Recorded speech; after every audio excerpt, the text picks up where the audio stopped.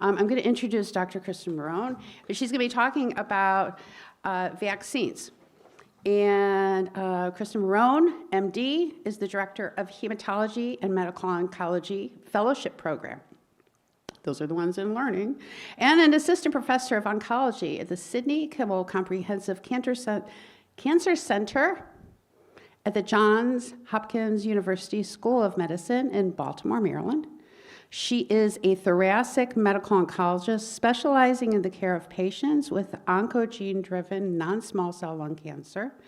Her clinical translational research focuses on understanding immunologic and genomic mechanisms of response to immune-based therapies to develop novel clinical trial options for patients with KRAS mutated lung cancer.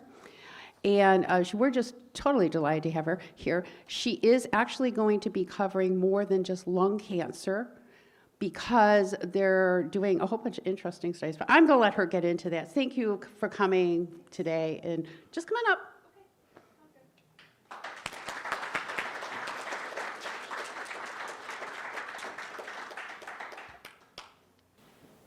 All right. I have to apologize in advance. Mine is not nearly as fun to listen to probably as Dr. Durr's just was. So bear with me. If it feels very dense and sciencey, just kind of give me a little wave or something and we'll move on to the next slide. But I'm thrilled to be here. Terry, it's been such a joy getting to know you and meeting you. And it really has made a difference for a lot of our patients in Baltimore, as well as all of you all. So if you have questions, this is supposed to hopefully not be too painful to listen to for 25 minutes, please let me know. I'm happy to answer as we go.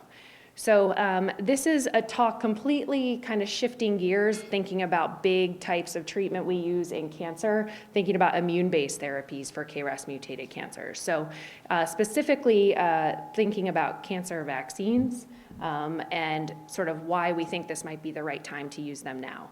So cancer vaccines have sort of a long history that I will not go into today, but we think they might be working and be more beneficial for our patients now. And we think there's sort of a lot of different reasons why that could be the case. We have much better technologies now than before, so we are able to more quickly and efficiently test next generation sequencing, NGS, which I'm sure you all have heard of, looking for potential molecular targets for our patients. The reason that's important for what I'm about to talk about is this is sort of the basis for what we're thinking about when we talk about the vaccine studies and what we're looking to target with our vaccines.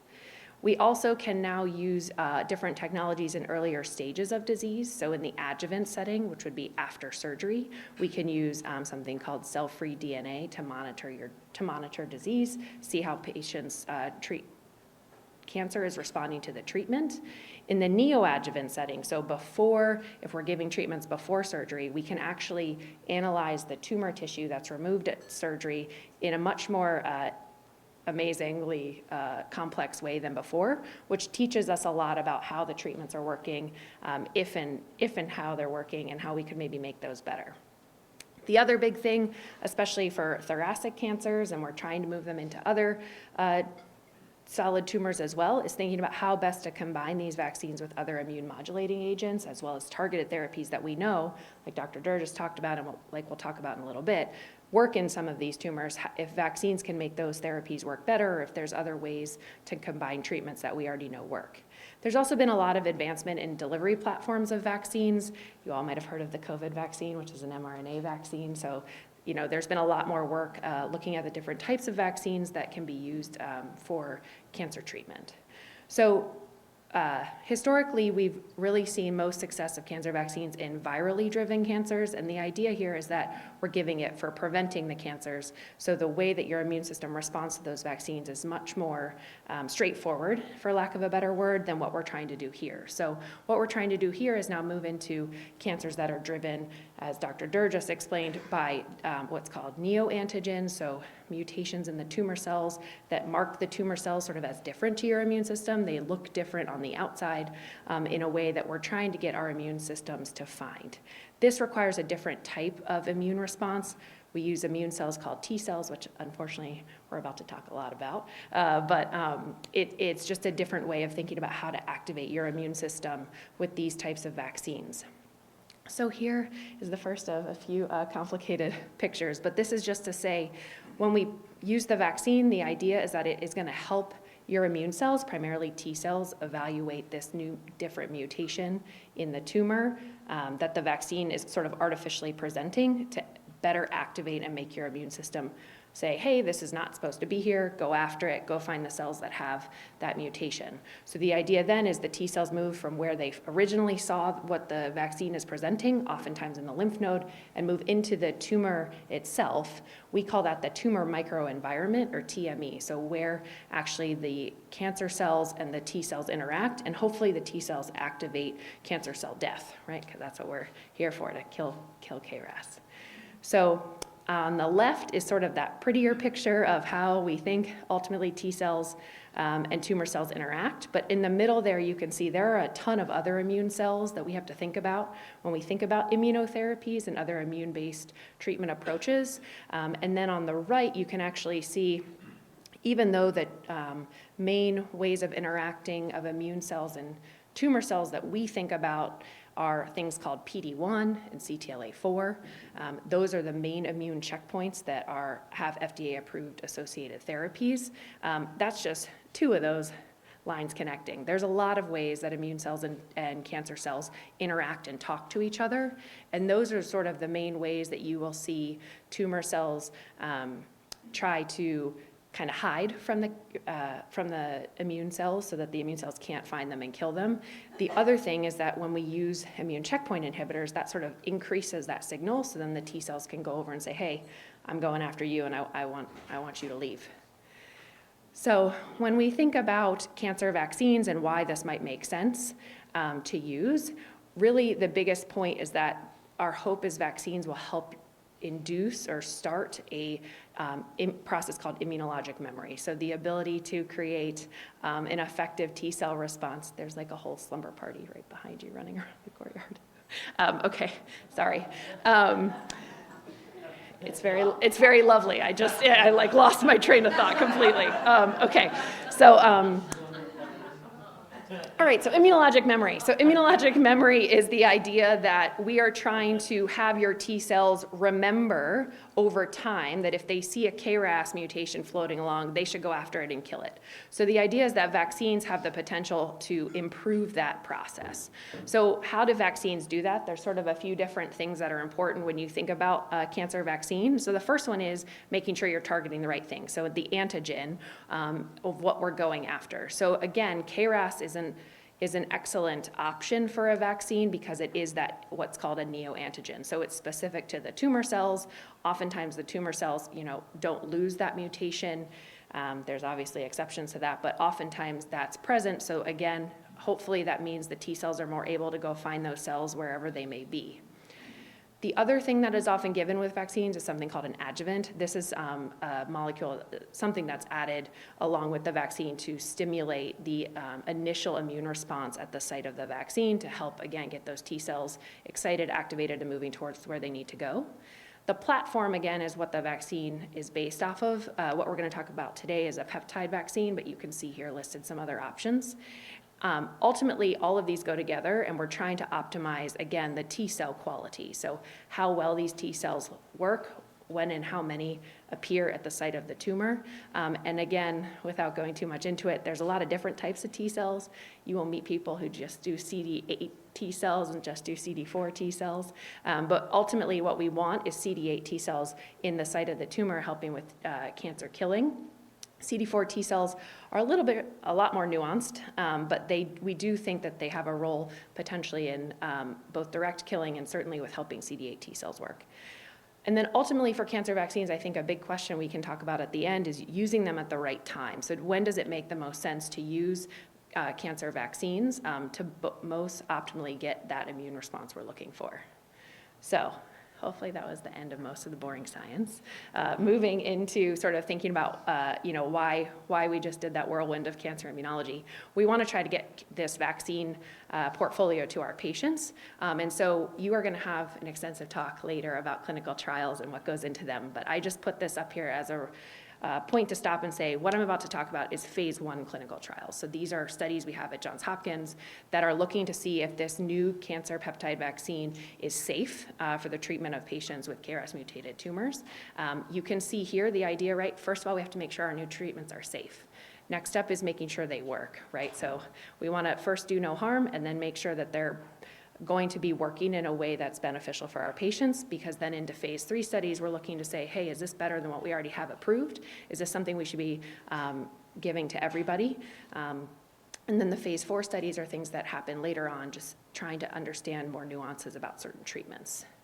So a lot of what I'm about to talk about today, my first disclaimer is it's all about GI cancers. I treat lung cancer, so be kind to me when you ask questions because I will do the best I can. But Dr. Zaidi is the physician, the pancreatic medical oncologist at Hopkins who has actually developed this entire treatment approach. So I am very thankful to her for letting me borrow some of her slides. But just to kind of go through where she started with this regimen and why this makes sense for us in terms of thinking about this as an option for GI cancers. So GI cancers, unfortunately, do not respond very well to what we have approved in lung cancer, as well as other tumors such as skin cancers, which are called, again, immune checkpoint inhibitors.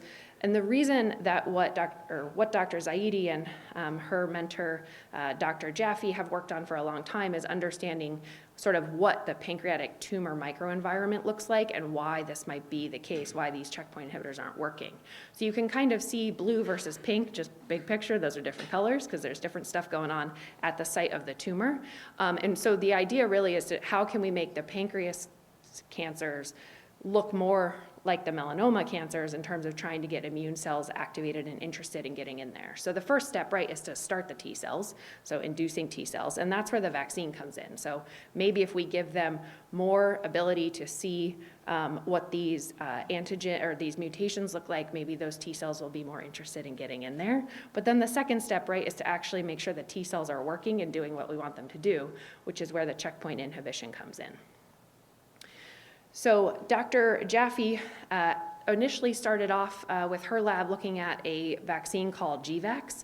And so this was originally done to see if they could actually make those T cells get into pancreas cancer. And they found that that was able to be done even within one dose. But really when they moved that vaccine into a patient clinical trial, what they found was that immune checkpoint inhibition was required in terms of seeing an actual benefit, clinical benefit to the patient. So big picture, that I think what we got from that is saying, hey, this vaccine is sort of doing what we want it to do, but how do we actually get the cells that it's starting to actually be more effective and help shrink and control the tumor? So I think when you think about this specific type of vaccine, which is called a neoantigen vaccine, there's sort of two options that we talk about. The one we're going to focus on, what's in our trial, is a shared neoantigen vaccine, so it is focused on mutated KRAS. We call these off the shelf because this is a vaccine that could be used for anybody whose tumor has one of these KRAS mutations. Again, this is different than a personalized neoantigen vaccine, which I'll talk about in a little bit. But the idea here is that when you have this off the shelf type vaccine, it's more able to get to more patients. And then scientifically, it's important because I think these mutations are less likely to be edited, and the immune response, in theory, if we can get it to be effective, will be quite robust. So I think Dr. Durr did this much better than me in terms of thinking about how frequently mutant KRAS mutations are found in these various types of GI tumors, but it does, again, present this unique way if you're going to try looking at immune-based approaches for KRAS mutations instead of targeted therapies. There's sort of different options here. You can use vaccines. There's other T-cell therapies that we're not going to get into today too much.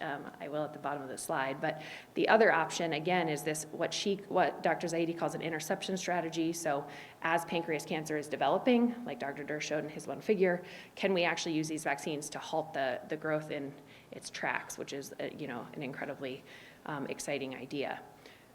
So scientifically, what people have found in other labs is that these KRAS antigens can definitely be seen in across multiple patients, across different patient population's T cells. And then when they looked at using what's called TCRs, T cell receptors, that combine KRAS mutations with certain immune cells, they were able to actually see clinical regression in both pancreas cancer and colon cancer trials. So the clinical trial that Dr. Zaidi is designed and has been running has what's called two different cohorts. So there's a patient group that has resected pancreas cancer, and there's a patient group that has metastatic colorectal cancer.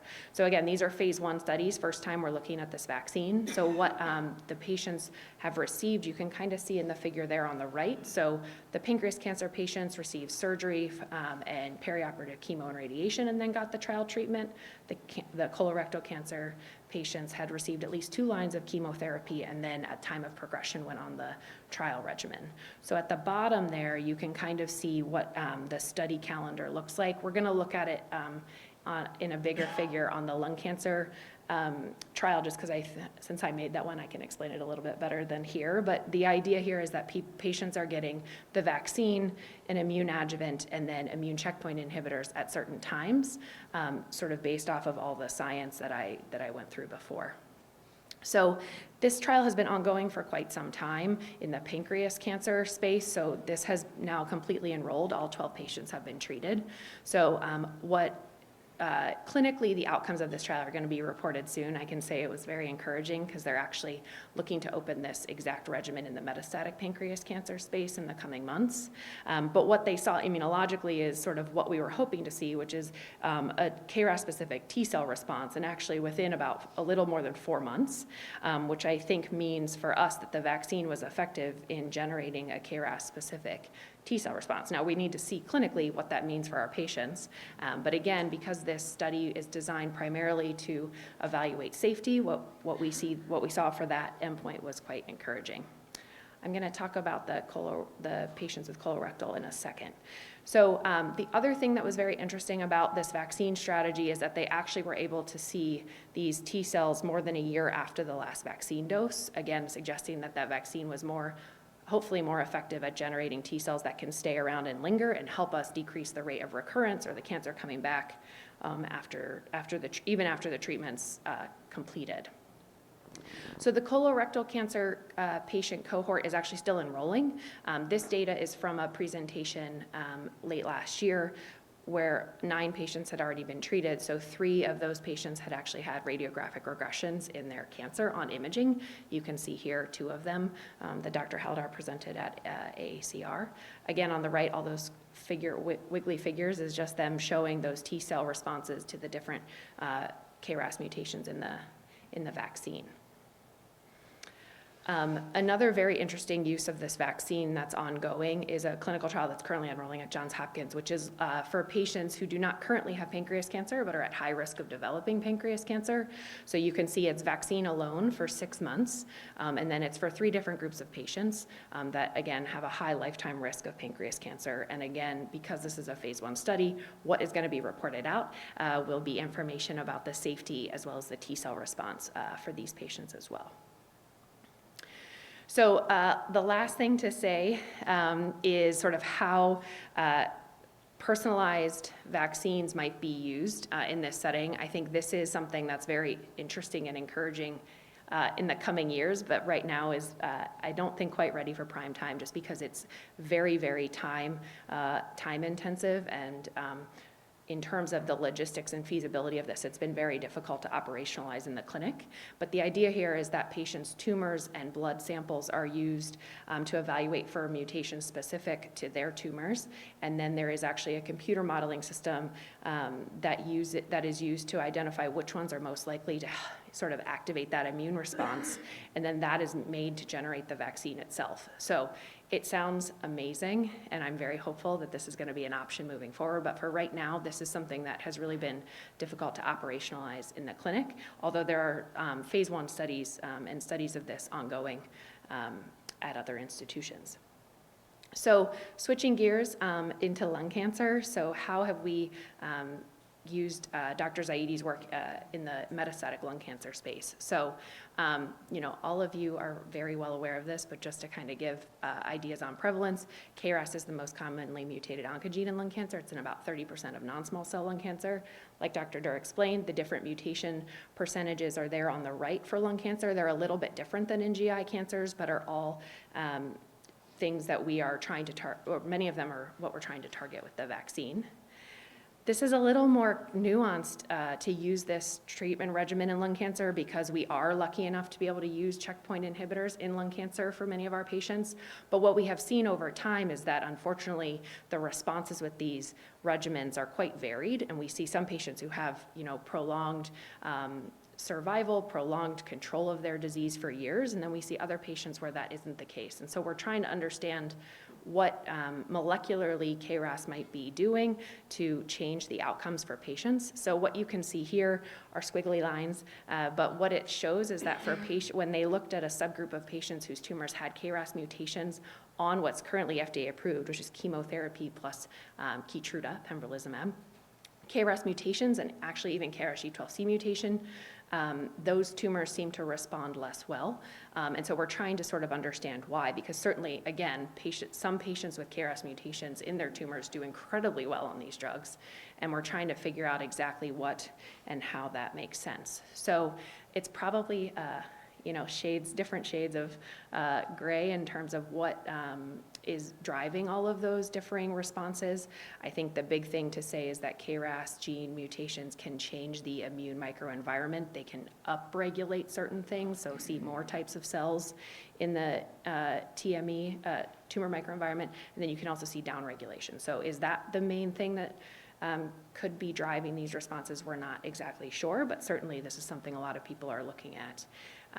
But I think something that has come to the forefront in the last few years is that we see that other mutations that are found on the NGS testing, so what we call co-occurring molecular alterations, so different gene mutations, do actually seem to affect the outcome with our immune checkpoint inhibitors in lung cancer. And we think perhaps, again, it might be because there's different immune cells in the tumor itself. There's also a lot of other work being done in terms of looking at signaling and other biologic reasons for why this is the case. But I think this is important, especially when you talk with your doctor about what that NGS report says, so that you're most aware of kind of what things look like and what the chances are of some of these trials being an option for you. So this is what the poster looked like when we talked about the study I'm about to go through. This is what I think Terry gets to deal with at all of our meetings, but trying to break it down into a little less busy slides. So this is what we call the schema. So what does the trial regimen actually look like? So on the left, you can see for our lung cancer trial, we are looking for patients with advanced or unresectable KRAS mutated lung cancer that hasn't yet been treated. So we would call this a first-line metastatic study. We specifically are including patients whose tumors include G12C, V, D, R, or 13D mutations. And then you can see kind of, again, in this phase 1 study, so it's a small group of patients, 12 patients, exactly what treatments they get. So we have the prime phase, which is where they get vaccine weekly. For 4 weeks, they get a whole week off, they get one more dose of the vaccine, and then they get a break because every cycle is 6 weeks. Interspersed in there, we use the backbone of the FDA-approved regimen of nivolumab plus ipilimumab, Opdivo and Yervoy. So that is sort of the constant in this regimen, and then the vaccine cycles through, depending on what phase of the trial patients are on, every 3 to 6 months. When you look at this, we talk about endpoints.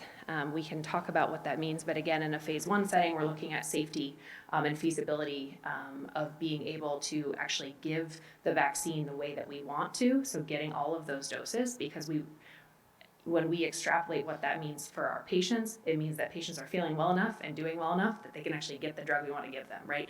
And that's the end game, because if we can't do that, all this fancy science and T-cell stuff doesn't really matter. So that's the primary objective of the study. First, make sure it's safe. Secondarily, we are looking at what's called PFS, progression-free survival, which is to say how long are the patients on the study before their disease progresses. And then we also are looking at what Dr. Zaidi, that I presented on her behalf in terms of looking at those T-cell specific the KRAS-specific T cell responses after the vaccine.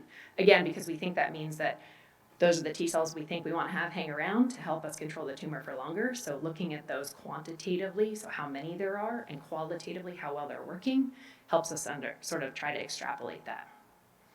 We talk about exploratory objectives. I actually put this in here just to say, scientifically we write this list, but what this list actually translates into is why we're asking you for extra blood and extra tumor biopsies, because that's an invasive procedure that clinical trials have that your standard of care doesn't. And so I think it's important for you to ask if people don't tell you, but also to know that there is somewhere written in the protocol scientific rationale for why we're asking for those samples, because again, we want to be able to understand if this treatment is working, how it's working. Also, we recognize that you are on these studies to help us learn and move the field forward. So if the treatments aren't working, this is still going to give us valuable information as to why. So just a brief plug to make sure you ask your study team about these types of things, because it often, again, translates into changes in what things look like for you.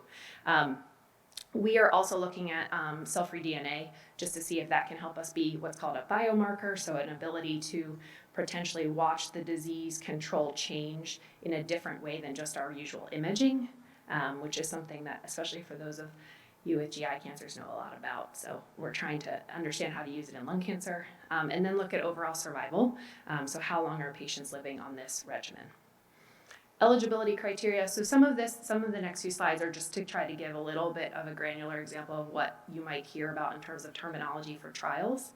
And so if that's useful, okay, great. So this is eligibility criteria. So inclusion and exclusion. The idea here is these are sort of, we're trying to define as objectively as we can what patients we think will benefit from this trial, but also make sure that the treatment regimen is safe and ethically appropriate to give to patients. So when you, for example, when you look at the exclusion criteria, we classically do not usually have patients who are on high doses of steroids or who have a higher risk of developing pneumonitis or toxicity from the immune-based therapies. So that's just a specific example here. And then also, right, we know in lung cancer for patients who have previously received immunotherapy agents, those patients are less likely to respond to something like this. So we wouldn't necessarily have patients who have received those before on this study. Screening requirements. So this is a list of sort of what you will be asked to do to make sure that you going on the study is appropriate and safe. So this is something you will talk about with your study team, primarily the physician treating you and the study nurse. But for our study, we tried to make the list pretty streamlined, not long, but again, you'll see we do ask for a pre-treatment research biopsy. So that's a lot to deal with, especially when you have newly diagnosed metastatic lung cancer. And so these are things that you have to make sure we have to make sure we're communicating with you, but that makes sense to you and you think are a good thing to do. So this is what the calendar looks like. It's kind of, there's a lot of X's. The prime phase at the beginning, there is a fair amount of things to do, and then as you spread out, a lot of these things, even though it looks intimidating, are really sort of what you would be doing as standard of care, seeing your doctor, getting a physical exam, getting your labs done, and being treated. And again, we just want to make sure all of that is defined for you up front so that you know what to expect when you're on the study, and it also helps us then communicate the results of the study in comparison to what's already approved so that we know that what we're doing makes sense in the broader context of how we treat different diseases. So how do we monitor response to these vaccine therapies? So this is definitely evolving. This idea of biomarker response, if we can use something about the tumor or something about the immune response to the mutation we're targeting, is something that's being looked at pretty actively because we want to do better than imaging. But we recognize right now imaging is what we have, so we have that in there too.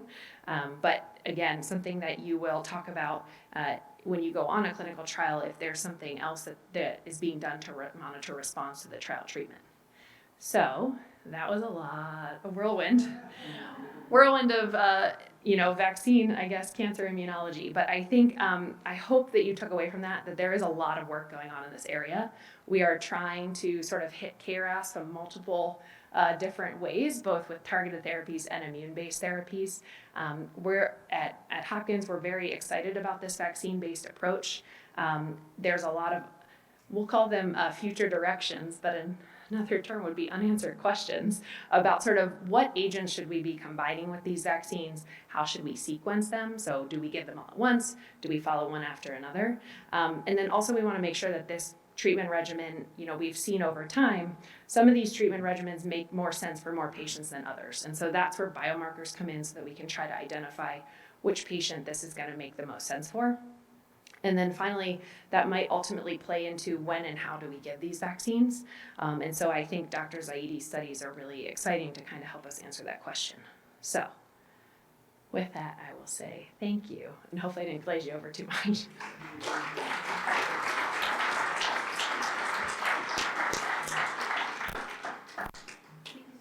Oh, yeah. You're good, you're good. Okay, I don't need slides. Oh, okay. I don't talk to slides. Yep. Okay, but I do want to see if there's questions. And so otherwise I'll hit you up directly and like, you'll just watch us squirm. So, does anybody, like, before I just go jumping in, does anybody have a question? Like burning questions? Okay. Great. Okay. You guys. I was just curious, what's the reasoning why they always exclude people who have HIV for trials? That's an excellent question, and they're actually working to change that. So the idea with the original immune-based therapies was that patients with HIV should not be included because their immune system was different, or the CD4, the actual T cell population was different. They've done studies to show that the immune checkpoint inhibitors can be used. So a lot of our more recent studies have actually included patients with HIV. If you all have other things to add, just because, is there anything different at your institution? No? Okay. And, Yeah. And by the way, I do bring that up every time I do talk because it's not just, and I probably should be in front of the camera, but it's not just HIV. It's also autoimmune diseases. Yeah. It's if I've been on like one round of chemo previously, and it could have been I was on one round of chemo 7 years ago, and you're being excluded. Brain mets that may or may not be like on the border or something. So there's a lot of issues that are ongoing. They've made some improvements as far as like ages. It used to be like there's a whole ageism thing. They cut you off. And so there's a lot of things that are going on. And the more like when people like you all tell me, it's like, hey, what about this, then I can have the opportunity, or we're hoping that you can start having the opportunities to like review protocols, get a little more involved as you become a more informed, truly knowledgeable. So, okay, next question. Yeah. The other last thing I'll add is actually the NIH is, the FDA and the NIH are working very hard to broaden the population of inclusivity on clinical trials. So this is definitely an active issue even at the federal level. So I think for immune checkpoint-based therapies, Hep B, Hep C used to be excluded as well, and they're really working hard to get that included, that patient population also included. The idea, hand-waving, was at the beginning, those patients have different immune systems, so we don't know what these PD-1, PD-L1 agents will do, but we do now, so there's no excuse. I'm sorry if I misread your slide, but what's the reasoning why you're accepting patients who have never been treated before? Because for lung cancer patients, the first line is usually chemo plus pembro, and how is that going to affect their next treatment if the trial doesn't succeed? Yeah, that's a great question. So the backbone of this vaccine study is what's called the Checkmate 227 regimen, which is the chemo-free option of nivolumab plus ipilimumab. So this idea is just that I agree with you. Clinically, we don't put a ton of patients on that in the first line setting. We do often use chemotherapy plus PD-1. But the idea here is that we are saying that we think KRAS mutated tumors might respond better to immune-based therapies if we add this vaccine. So can we try to do that in the first line setting? Because nivolumab and ipilimumab isn't approved in the second line setting, so after the chemo and immunotherapy, we didn't. In talking with the drug company, it wasn't felt that was like an appropriate extrapolation of their information from the first line setting to use it there. We could have an offline conversation about if I agree with it or not. Yeah. Okay. Great questions. Does anybody else have a question? Oh, okay, awesome. I'm coming. I'm doing my best, Phil Donahue. I heard you say that you're still enrolling for the colorectal. Yes. And what are the eligibility criteria for that? Do you? Yeah, that's a great question. The broad eligibility, I can actually, sorry, you can grab my email from Terry and I can send it to you to look through, but it's very similar. I mean, the main clinical one is that you have to have received at least 2 lines of prior chemotherapy. But otherwise, there's nothing specifically exclusionary. No prior immune-based, no prior checkpoint inhibitions allowed. That's a great question. Yeah, please do. Yep. Sorry, the question was how many slots are left, and I am not sure. In December, there was 3, so I can find out. Yeah. And you said that you'd be opening up more trial.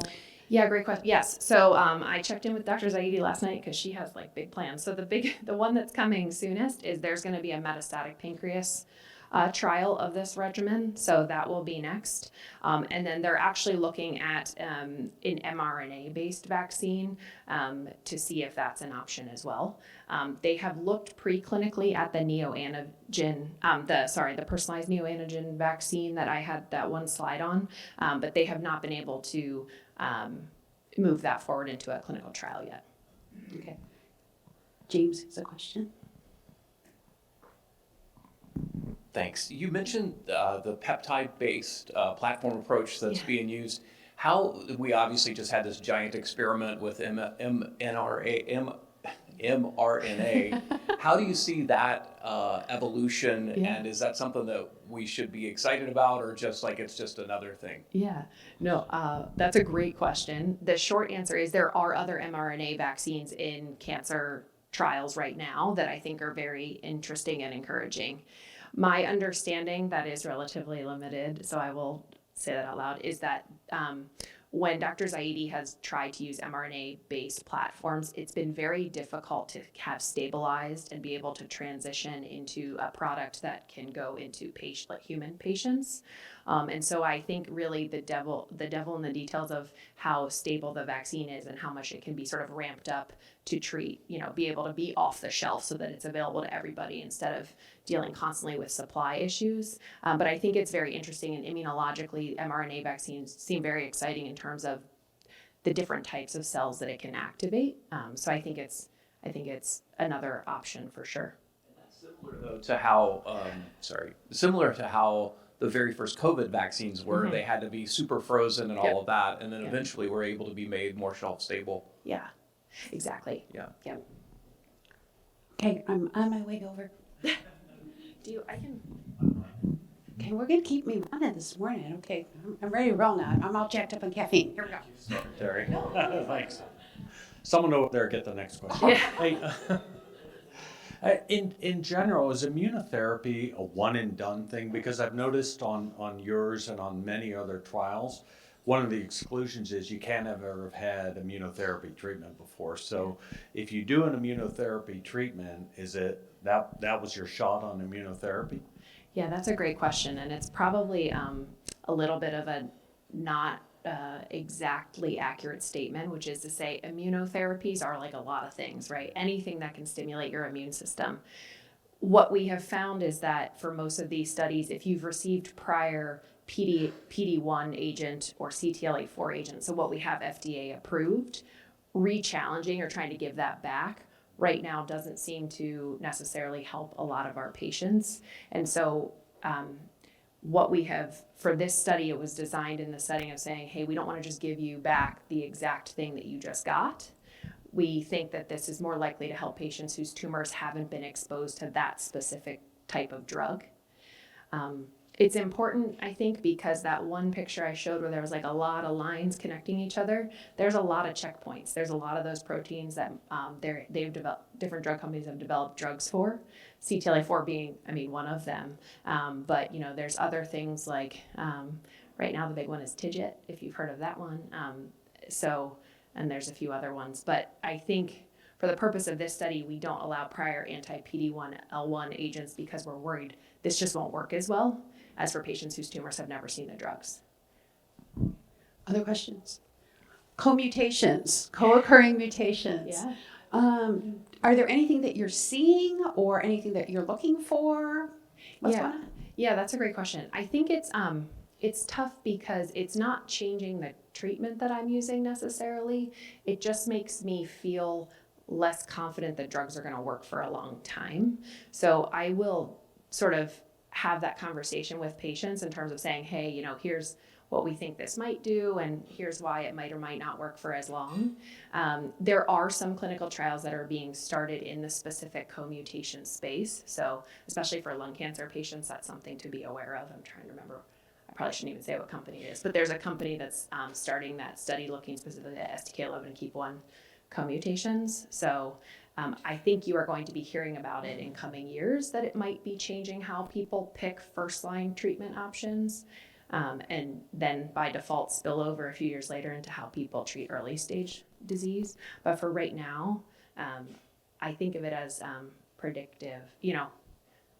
Okay. And so like with STK11, HLA seems to be an evolving biomarker. There's a lot of evolving biomarkers that are like starting to happen. Yeah. And can you kind of like briefly speak on how you would look at if somebody came to you, first line therapy, where you'd kind of like look at this in the whole decision making process? Yeah.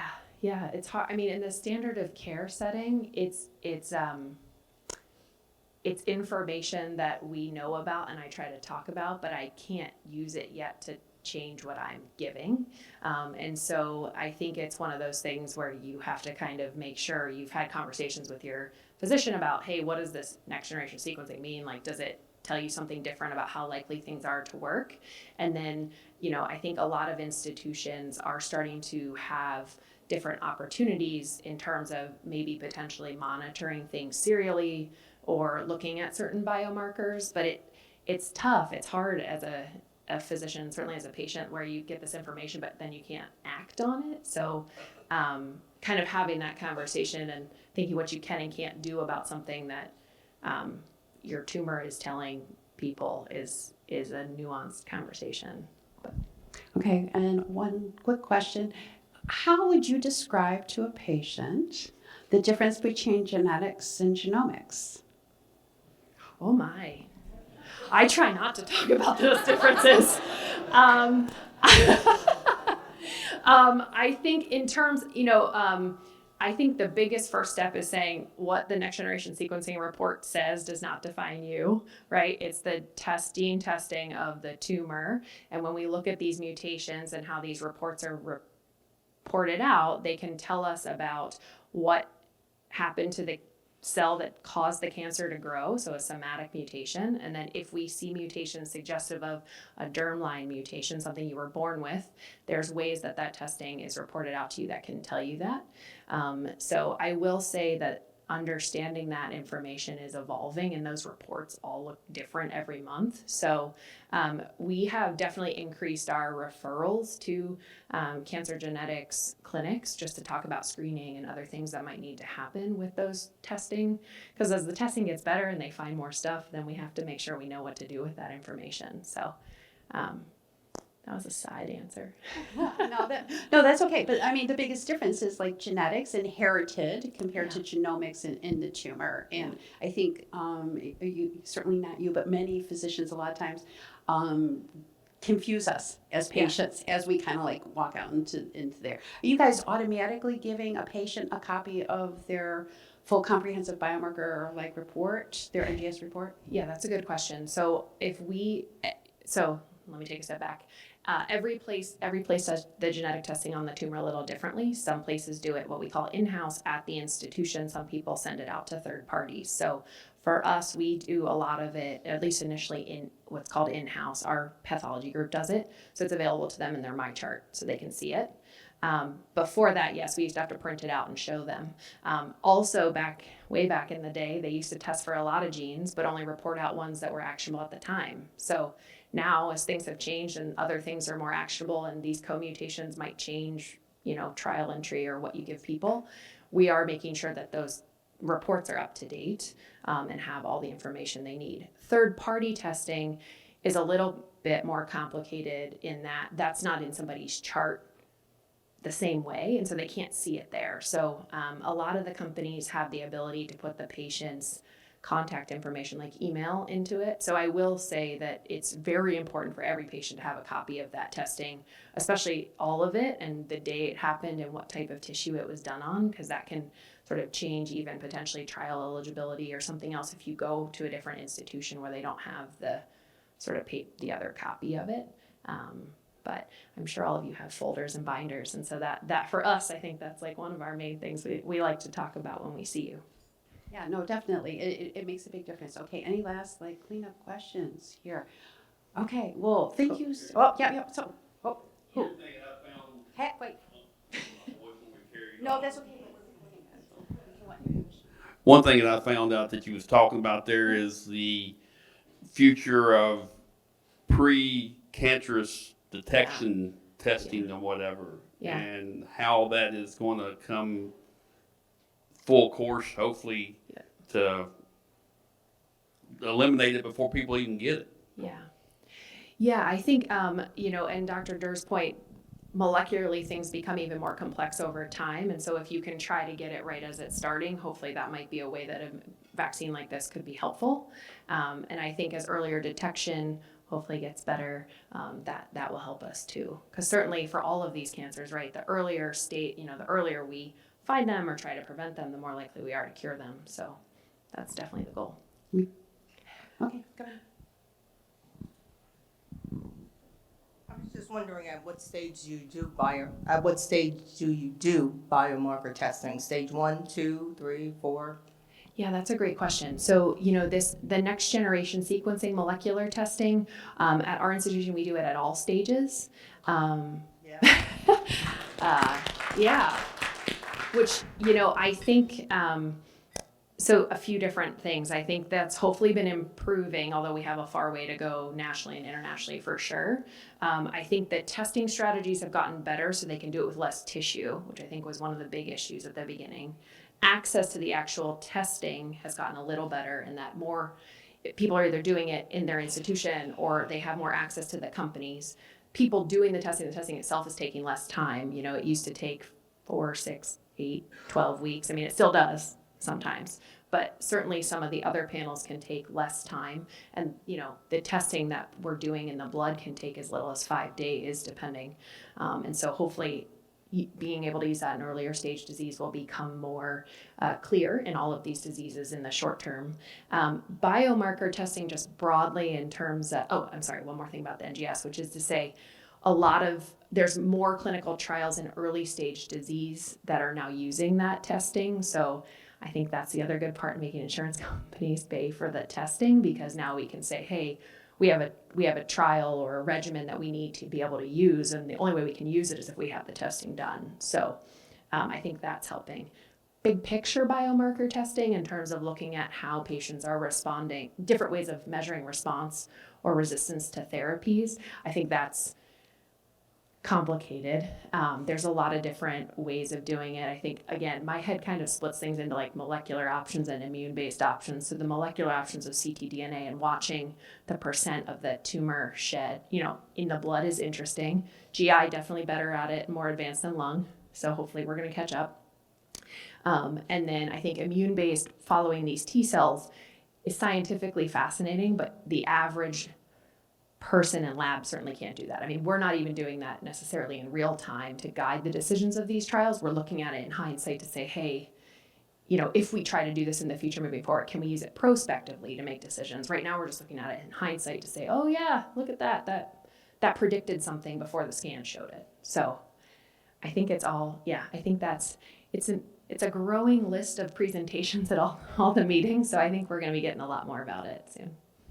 How many biomarkers are on your genomic report, your NGS report that you do in-house? Because not everybody's got the same number. Yeah. So our in-house NGS is 440 genes, which is a large number. But when you think about what you can actually act on right now, the number unfortunately is relatively small. And then that gray zone of they're reporting out these mutations, what do we do about them? That's, I think also an important unanswered question that we don't have. You know, in lung cancer, that helps, that is also used to calculate the tumor mutational burden, or TMB, which we will sometimes use in clinical decisions depending on certain aspects of people's cancer and sort of burden of disease. So we do also report TMB. That is also not on everybody's report. How about RNA? We do not do RNA in-house, so we use a third-party company for that. I think RNA is excellent, especially for patients where we're thinking about more complicated to find alterations like fusions, amplifications, things like that. The turnaround time for those is just really long sometimes, especially when we can use something that's a blood-based, DNA NGS, and it comes back in 5 to 7 days. To then tell somebody they have to wait 4 to 6 weeks it's a really long time. Yeah, definitely. That's what makes us a patient. Yeah. Sorry. Okay, I couldn't miss it. Okay, another follow-up question. See, this is why I had to bring you up, and I promised Jenny, we have so many questions for you. I know. I guess I'm a little confused. I got biomarker testing when I got first diagnosed to do the biopsy. Should I be getting another biopsy for biomarker testing? I don't know how that works. I'm a little confused now. I'm so sorry. Can you repeat that? When I first got diagnosed, I got a biopsy and they did biomarker testing. So Great. now that I just mentioned doing more biomarker testing, should I get another biopsy? I'm a little confused for biomarker testing. Oh, yep. Sorry. I think we're interchanging Okay, the word. did you have progression? It's just in my lungs. It's grown, but I'm a little confused. So let me just back up one step and say I'm using biomarker testing, the word a little maybe not accurately. So NGS testing on the tumor, we usually do at any time of growth, just to make sure we know what the molecular profile of the tumor looks like. However, I would say for some patients, certainly if we have what we see called oligoprogression, where just a few spots are growing, and we're going to treat those with definitive intent, so using radiation or surgery to completely annihilate those and have them never come back. Sometimes we don't do that NGS. We don't do that testing because maybe it's a difficult biopsy. People don't want to do it. We're going to do the radiation anyways. That's very, I would say, nuanced across different groups and sort of what access you have to doing that. I think if the cancer grows again, certainly, then usually a repeat biopsy is used.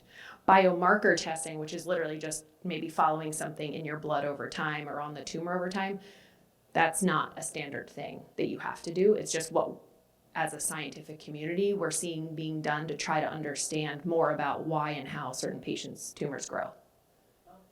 Does that make more sense? And sometimes the term biomarker and NGS are kind of like used loosely. Yeah. And like a lot of times, that's why I asked you about the genetics and genomics. A lot of times I've actually been in conferences and heard doctors that trip over and actually say genetics, meaning genomics, because it's really easy to do that. So, okay, any last questions, or I'm just gonna thank you for being here. Any last questions? No, thank you so much, Kristen, for being here.